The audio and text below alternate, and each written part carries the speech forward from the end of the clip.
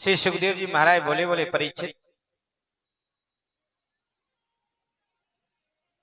मनु जी महाराज के ये तो एक बेटे का वर्णन है,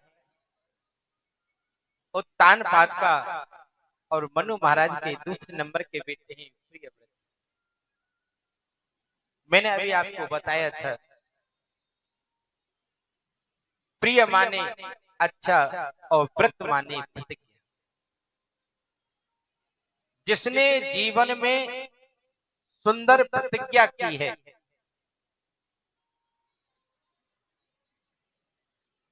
कि आज मेरे अंदर ये अवगुण हैं और उस अवगुण का धीरे धीरे धीरे धीरे मैं परित्याग कर दूंगी। जरूरी नहीं है कि पुरुषों के लिए, माताओं के लिए भी, अगर आपके अंदर भी ऐसा कोई अवगुण है, भैया ये प्रसाद वहां रख दो। और जिस अवगुण की वजह से हमारी नजर नीचे को झुकती है,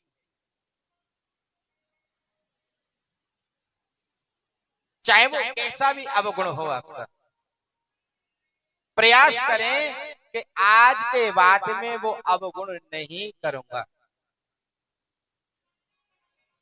मैं तो कह रहा हूं महाराज, कभी व्रत मत करो आप, और दिन में अब खाते हो 2 बार तो फिर 5 बार खाओ। आप विचार करो, अगर भगवान भूखा रहने से मिल जाते तो महाराज कई कई लोग तो महाराज तबीयत खराब हो जाती है, कई कई महीने तक जलपान भी नहीं करते। तो क्या उनको भगवान मिल जाते हैं? फिर तो महाराज हमसे पहले भगवान उनको मिलना चाहिए। भगवान आके श्री राधे श्री राधे। आप विचार करो, ये हमारे जंगल में जीव जंतु रहते हैं महाराज, वो भूखे रहते हैं, प्यासे रहते हैं। अगर भूखे रहने से अगर भगवान मिल जाते तो फिर हमसे पहले उनको मिल जाते। ये तो हमारे मन का एक भाव है।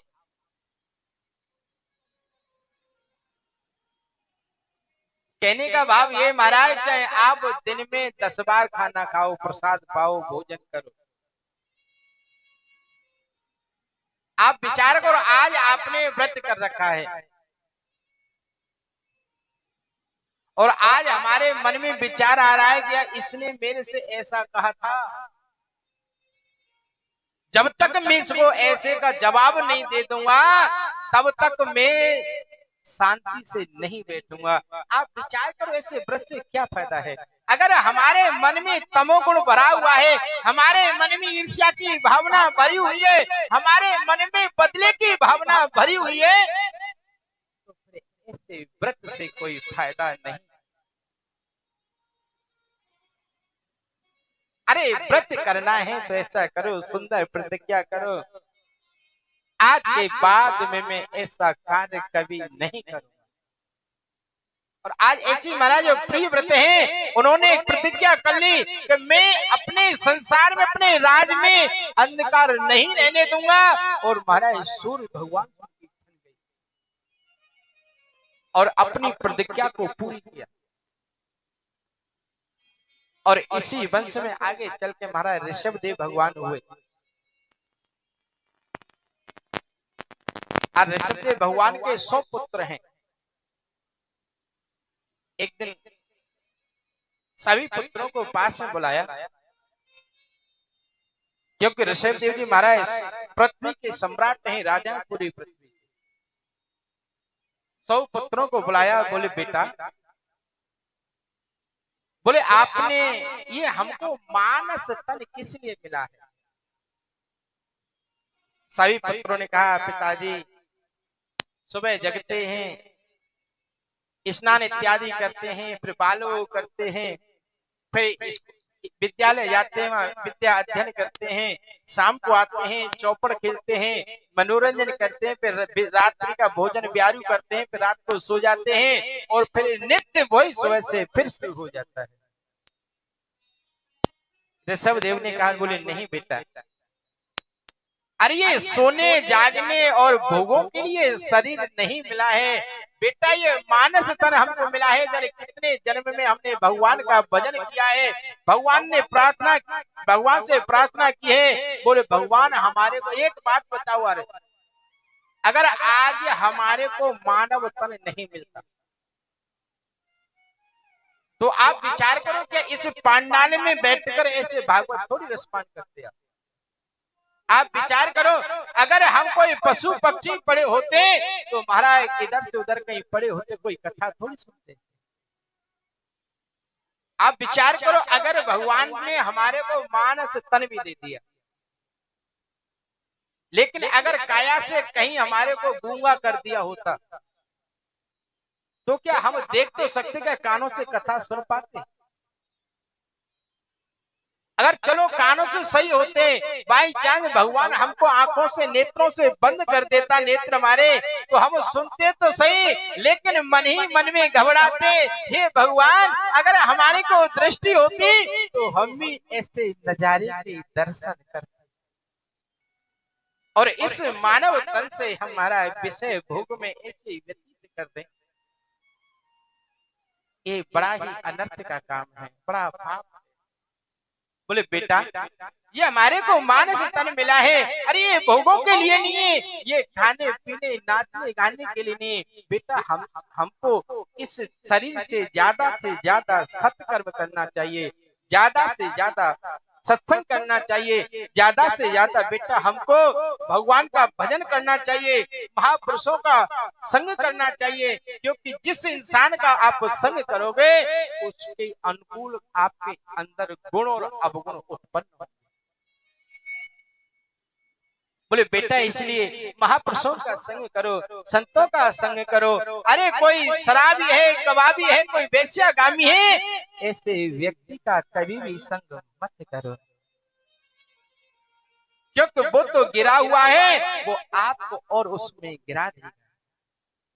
आज महाराज ऐसे उपदेश कर रहे थे ऋषभ देव जी महाराज, 89 पुत्र तो मेरे उसी दिन महाराज और वन में महाराज व्रत होकर भगवान का भजन करने के लिए चले गए। आज ऋषभ देव जी ने मन में विचार किया, बोले मेरे को भगवान का भजन करना चाहिए। अपने बड़े बेटे भरत को राजगद्दी पर अभिषिक्त कराकर वन में चले गए। अब हमारे ऋषभ देव जी गए तो महाराज बाबा गए तो बाबा के पास में भीड़ लगने लगी, क्योंकि संसारी लोग हैं ना, इनको तो महाराज टोटका ज्यादा पसंद है। बाबा कोई टोटका बताओ, मेरे बहू के बेटा है जाए, बाबा कोई टोटका बताओ, मेरे बेटा की नौकरी लग जाए। आज महाराज कई माताएं कई पुरुष आए ऋषभ देव के पास, ऋषभ देव जी बोले मैया मेरे पे कुछ नहीं आता है, लेकिन पीछे पड़े हैं। एक दिन क्या क्या ऋषभ देव जी ने इतना मोटा एक मिट्टी का डेले लिया, मुख में डाल दिया। सबने देखा, रे राम राम ये कैसा नंगा बाबा है, अरे ये तो मिट्टी खाता है, ये क्या बताएगा, हमारा उधर से छूट गया पीछे। ऋषभ देव ने कहा बड़ी शांति मिली, मेरे को भगवान का भजन करने में किसी प्रकार की बाधा नहीं आएगी। ऋषभ देव ने महाराज भगवान का खूब भजन किया और भगवान को प्राप्त किया। अंत में इधर महाराज भरत जी हैं, भरत जी ने महाराज कई हजार वर्ष तक तपस्या राज्य संभाला और मन में विचार करने लगे कि देखो मैं कैसा अभागा हूँ, मेरे पिताजी हैं भगवान का भजन करके भगवान को प्राप्त कर लिया और मैं इसी राजपाट में लगा हुआ। और सुमत नाम के पुत्र को महाराज भरत जी ने भी अभिषिक्त करा दिया और बताया वो भी वन में चले गए। लेकिन ऋषभ देव जी ने एक बात कही अपने पुत्रों से, बोले भैया प्रेम तो सबसे करना पर ममता किसी से नहीं करना। क्योंकि ये ममता है ना, यही बंधन का कारण है। अरे प्रेम तो सबसे करो, प्रेम करने में कोई दोष नहीं है, लेकिन जब हम ये ममता कर लेते हैं ना कि इसके बिना अब हमारा जीना नहीं है, वही चीज आपको फिर दुख देती है।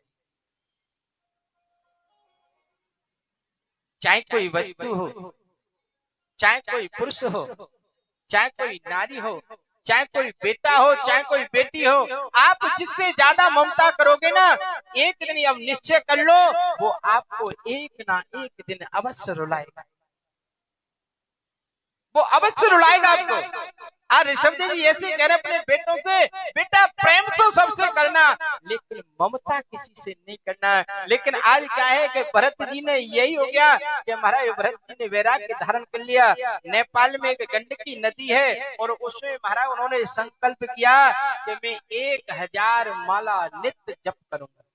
हो मोहे निसा जगे सोवे निहारा, मोहे निसा जगे सोवे निहारा, मोहे निसा जगे सोवे निहारा, मोहे निसा जगे सोहे निहारा, देखे सपने अनेक प्रकारा, देखे सपने अनेक प्रकारा।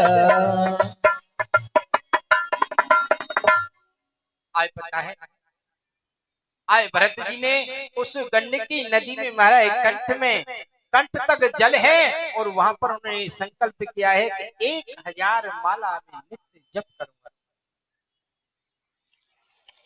लेकिन आज क्या देख रहे हैं भरत जी महाराज कि आज भजन कर रहे थे और भजन करते समय एक उन्होंने एक दृश्य देखा कि एक हिरनी और उस पार पे जल का पान कर रही है। और जब जल का पान कर रही थी तो क्या देखते हैं भरत जी के पीछे के शेर आया है और शेर ने एक दहाड़ लगाई और महाराज वो डर के मारे वो हिरनी चढ़ा उस नदी में छलांग लगा दी। और पता है जैसे ही हिरनी ने छलांग लगाई उस समय वो महाराज हिरनी थी जो गर्भवती थी, उस शेर की गर्जना से इतनी भयभीत हो गई कि उसकी प्रसव पीड़ा बीच नदी में ही हो गई और उस हिरनी का प्राणांत हो गया, वो मर गई, भगवान के धाम को चली गई। आज क्या देखते हैं भरत जी, वो छोटा सा हिरण का बच्चा था ना, वो हिरण का बच्चा उस पानी में बहने लगा है। आज बताए उन भरत जी के मन में करुणा आ गई और महाराज संत को करुणावान होना चाहिए। आज भरत जी के मन में करुणा आ गई, राम राम ये छोटा सा हिरण का बच्चा है, ये हिरण का बच्चा इस पानी में बह के मर जाएगा। महाराज भरत जी ने क्या किया, वो माला जो जप कर रहे थे ना, उस माला को गले में पहना, पानी में अंदर गए और अंदर से हिरण के बच्चे को ले। आज पता है हिरण के बच्चे को ले आए, यहाँ तक तो बहुत अच्छा किया, क्योंकि ये संत का स्वभाव होना चाहिए ऐसा।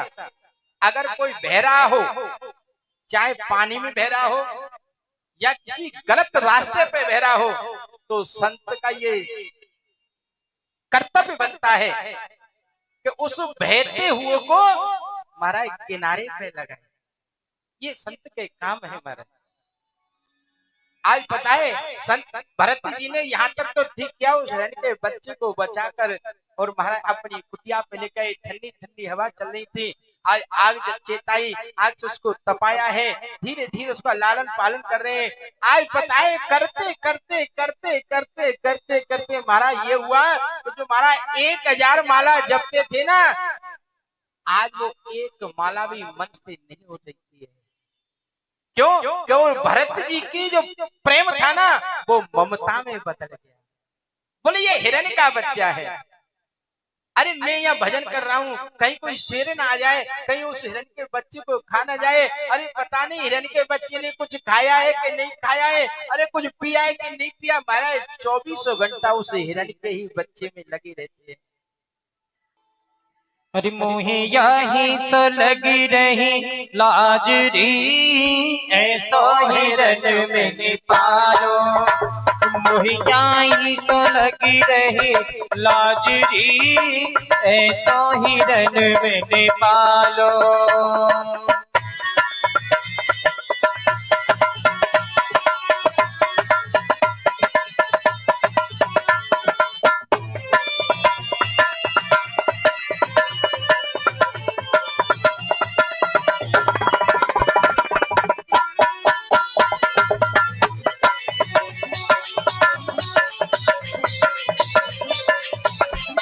और कहने लगे भरत जी महाराज, अरे या हिरण से मैंने मोह बजायो, या हिरण से मैंने मोह लगायो, या हिरण से मैंने मोह लगायो, या हिरण से मैंने मोह लगायो। और अपनो जीवन नरकी बनायो, अपनो जीवन नरकी बनायो।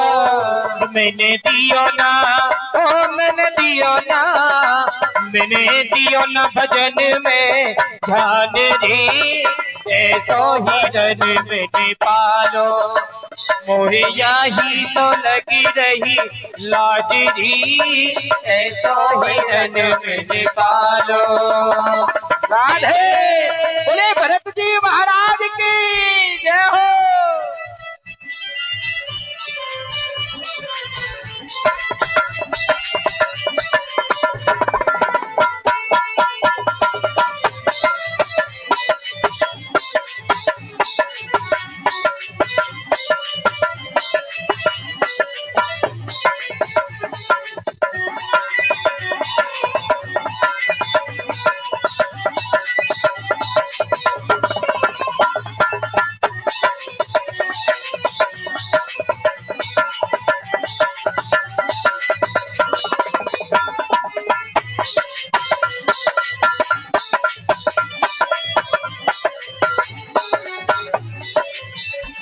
वो आया था हरि भजन करने को, आया था हरि भजन करने को, भजन करने को, भजन करने को, भजन करने को, भजन करने को।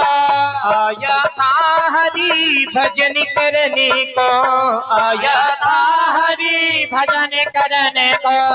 सो माला रोज जपने को, सो माला रोज जपने को। मैंने दियो ना, मैंने दियो ना, मैंने दियो ना भजन में ध्यान री, ऐसो हिरन मैंने पालो। मोहे यही तो लगी रही लाजरी, ऐसो हिरन मैंने पालो।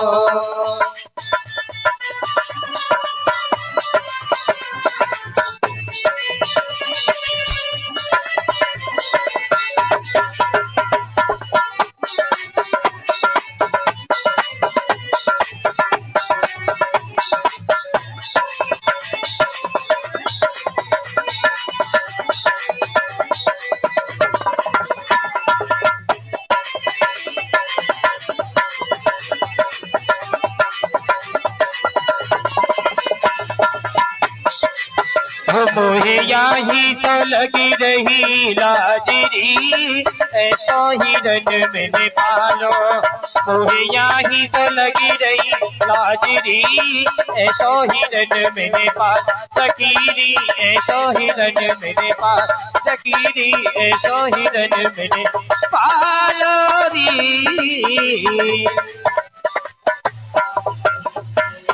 बोलिए भक्त वत्सल भगवान की जय हो।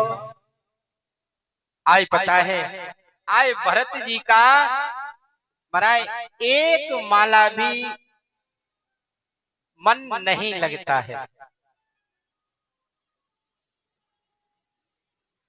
और भरत जी का महाराज धीरे धीरे अंतिम समय आ गया।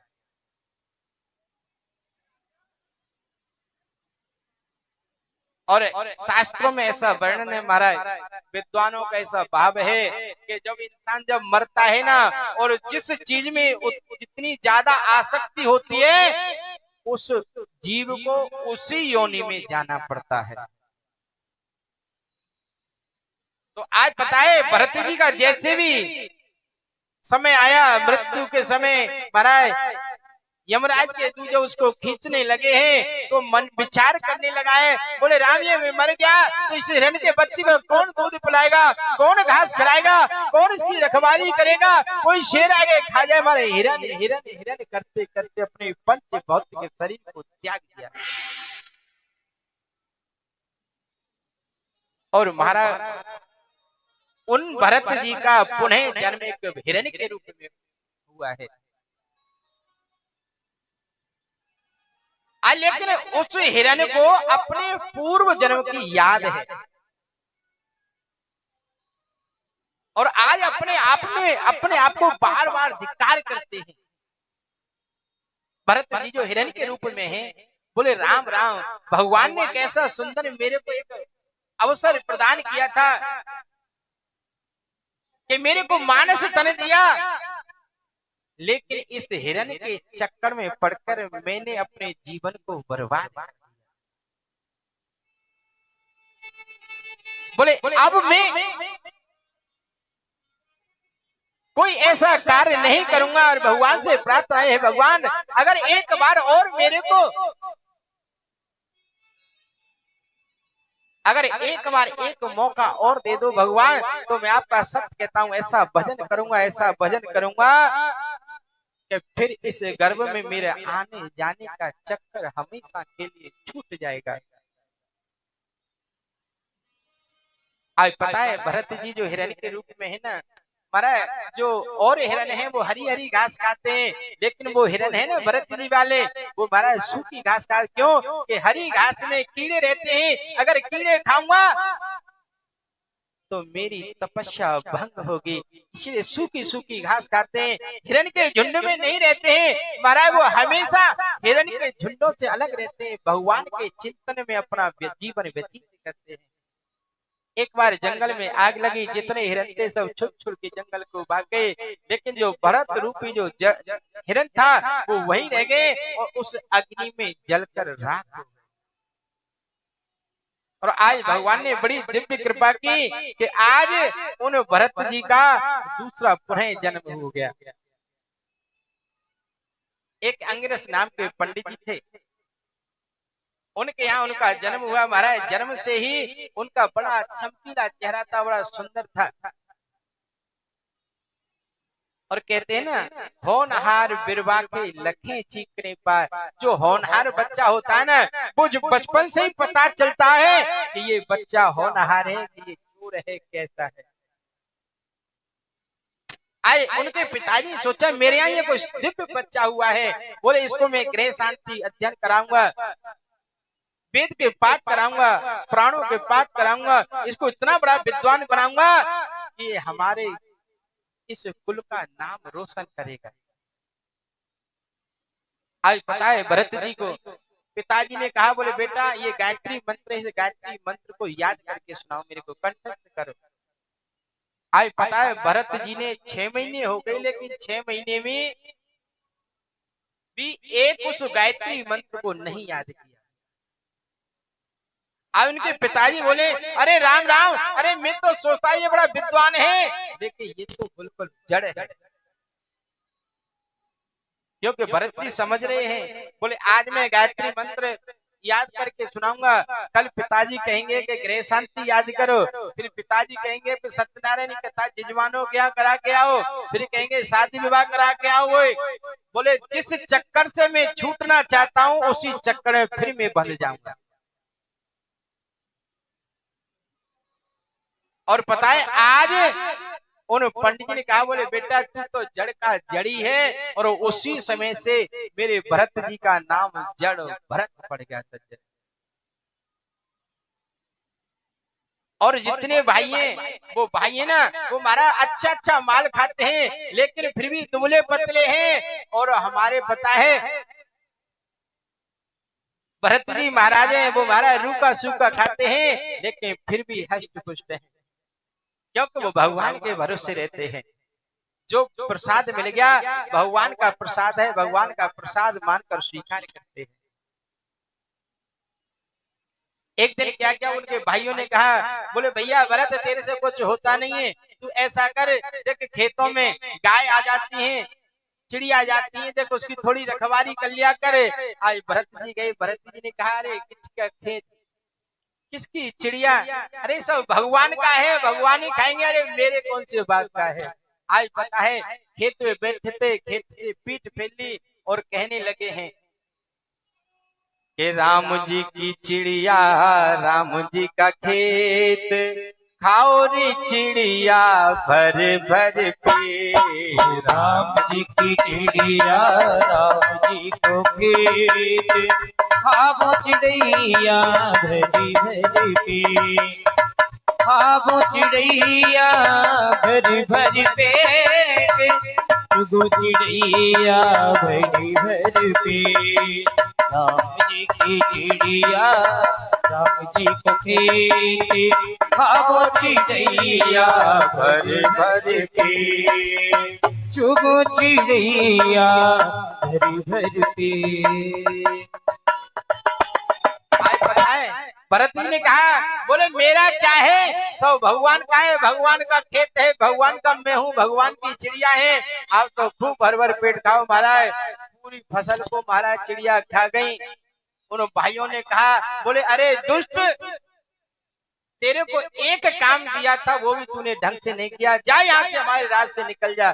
आज पता है भरत जी को घर से निकाल दिया है, कहाँ जाना है कोई पता नहीं है। बीच में महाराज कौल भीलों ने उनकी काली को बलि देना चाहिए, काली माता स्वयं प्रकट हो गई और भरत जी की रक्षा की। उसके बाद रघुवर नाम के राजा से संपर्क हुआ, उसको सत्संग कराया, और सज्जनों भरत जी के सत्संग से उस रघुवर नाम के राजा की भी महत्ता महाराज नेत्र खुल गए, वो भी भगवान को पहचानने लगे।